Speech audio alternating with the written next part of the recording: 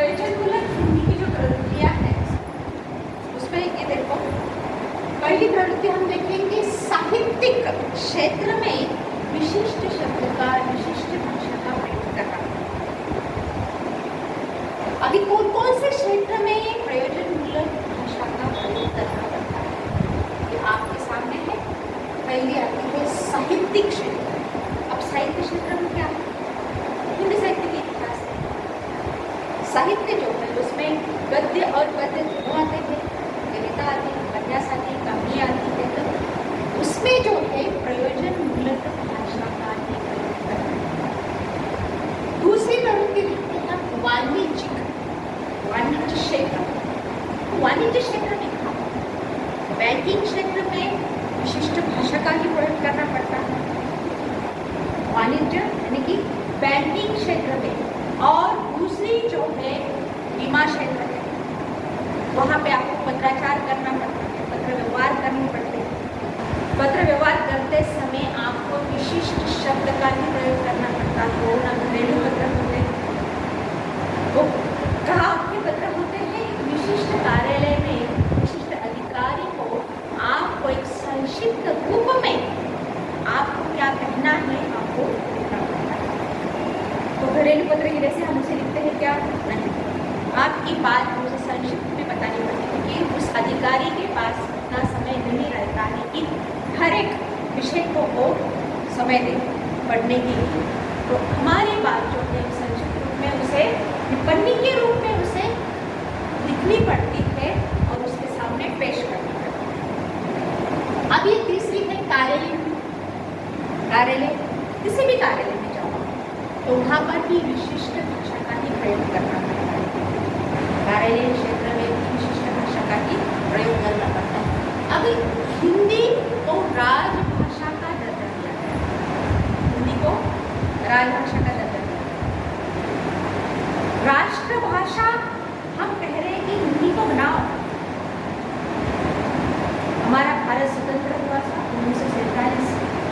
तो सभी विद्वान एक जगह पर आ गए कि इस देश में इस भारत या एक राष्ट्रगीत, एक राष्ट्रध्वज, उसी प्रकार एक भाषा भी होनी चाहिए, एक राष्ट्रभाषा भी होनी चाहिए। सभी ने आग्रह उठाया एक राष्ट्रभाषा, लेकिन कोई विरोधी उसमें थे कि हम पश्चिम की ओर चले जाते हैं तो वहाँ पे हिंदी प्रदेश जो सबसे ज़्यादा बोली जाने वाली भाषा कौन सी है हमारे देश में? हिंदी भाषा है। सभी ने आग्रह रखा कि इस भारत में सबसे ज़्यादा अगर बोली जाती है तो कौन सी भाषा है? हिंदी भाषा है। तो हमें राष्ट्रभाषा का उसे दर्जा देना चाहिए, क्योंकि हम में एक एकता के भाव निर्माण।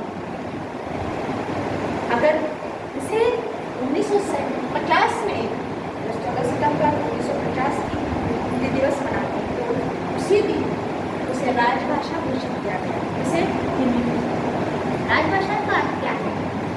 केवल कामकाजी भाषा। इस भारत देश की जो शासन व्यवस्था है, राज व्यवस्था है, ये अलग अलग कार्यालय स्थापित किए गए और कार्यालय के अंतर्गत जो है जो पत्र व्यवहार करने पड़ते हैं, जो भाषा का प्रयोग करने, कामकाजी जो भाषा है, तो वो कौन सी भाषा रहेगी? हिंदी। तो हिंदी में ही आपको कार्यालयीन भाषा का प्रयोग करना पड़ता है। इसलिए अब हिंदी पखवाड़ा मनाया गया सितंबर में, 14 सितंबर से 30 तक जो भी है। तो बैंकिंग क्षेत्र में भी आपको अंग्रेजी शब्द का प्रयोग नहीं करना है, केवल हिंदी शब्द का प्रयोग करना है। और उसके लिए जो है पुरस्कार ही सरकार ने घोषित किए। इंदिरा गांधी पुरस्कार से भी सम्मानित किया जाता है कि जो कार्यालय सबसे ज़्यादा हमारी भाषा, हमारी मातृभाषा को प्राधान्य देता है, उस कार्यालय को पुरस्कार से सम्मानित किया जाता है।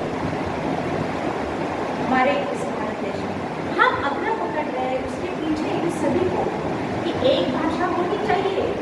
उस देश की अगर एकता हमें पहचान विश्व में करनी है तो भाषा भी एक होनी चाहिए। लेकिन अब तक केवल हिंदी को राजभाषा का ही दर्जा दिया गया।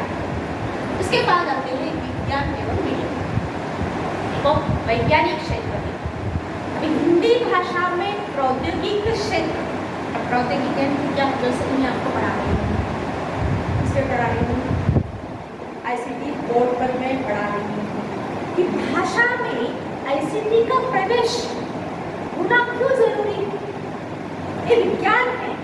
इस भारत में सबसे ज्यादा अगर जानकार भाषा कौन सी है तो हिंदी है। विज्ञान कौन सी भाषा में छिपा है? अंग्रेजी भाषा में।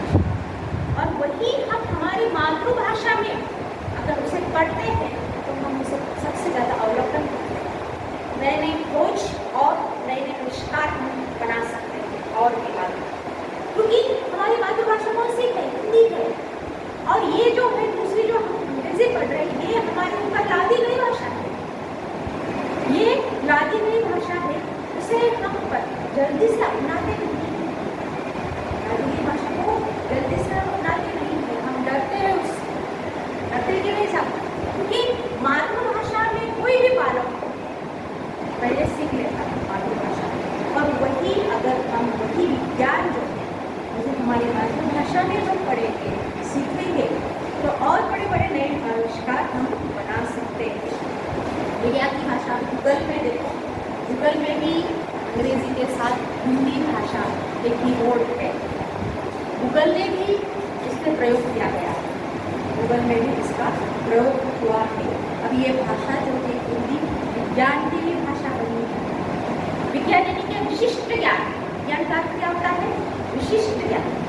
अब ये विशिष्ट ज्ञान की भी भाषा बनी है, मीडिया की भाषा। तो समाचार पत्र हम पहले पढ़ते थे हिंदी भाषा में, अब गूगल में जाओ, हर एक कोई जानकारी आपको लेनी है तो हिंदी में आप टाइप कर सकते हैं और पूरी जो भी जानकारी उसे आप प्राप्त कर सकते हैं। और विधि और न्यायालयिक भाषा, देखो हम भारत देश में अंग्रेज तो चले गए लेकिन अंग्रेजी के चले गए, लेकिन आज भी न्यायालय की भाषा ये अंग्रेजी है। हर एक भारत का व्यक्ति अपने ही हक के लिए जब न्यायालय में चला जाता है, न्याय मांगने के लिए चला जाता है, तो कौन सी भाषा में उसे न्याय दिया जाता है? परदेसी भाषा में उसे न्याय दिया जाता है, अपने भाषा में नहीं। हमने सब में अनुभव किया है कि ये न्यायालय भाषा भी हमारी मातृभाषा की मौलिक भाषा है। वैज्ञानिक और तकनीकी भाषा, और दूसरी जो प्रवृत्तियाँ हैं ये वैज्ञानिक तकनीकी भाषा भी अभी बढ़ रही है।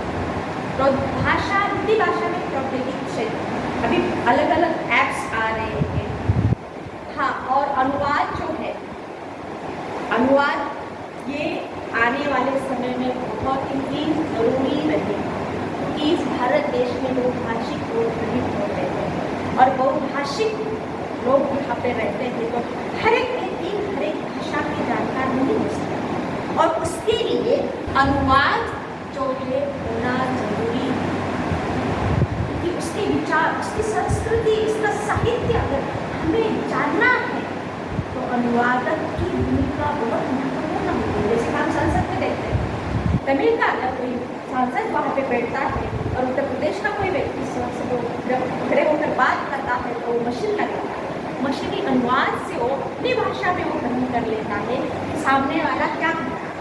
जैसे कि हम फ्रेंच चले गए, हमारे भारत देश के कोई मंत्री फ्रेंच चले गए और जब वो फ्रेंच भाषा में बात करते हैं हमारे साथ, तो एक मशीनी अनुवाद के माध्यम से हम हमारी भाषा से वो क्या कह रहे हैं हम उसे जान लेते हैं।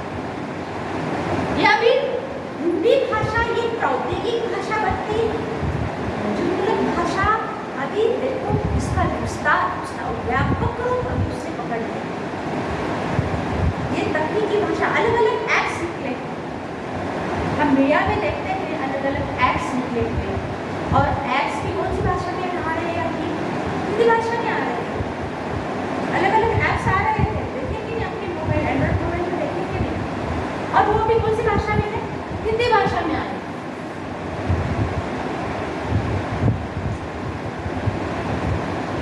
आगे की प्रयोजनमूलक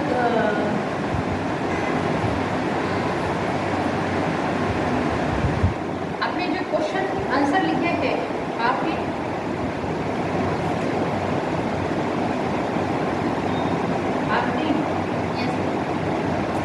जो आंसर क्वेश्चन लिखे थे प्रयोजनमूलक प्रवृत्तियाँ बराबर लिखी है, हाँ, तो सामने दिखाई देती है, सभी का उल्लेख हुआ है इसमें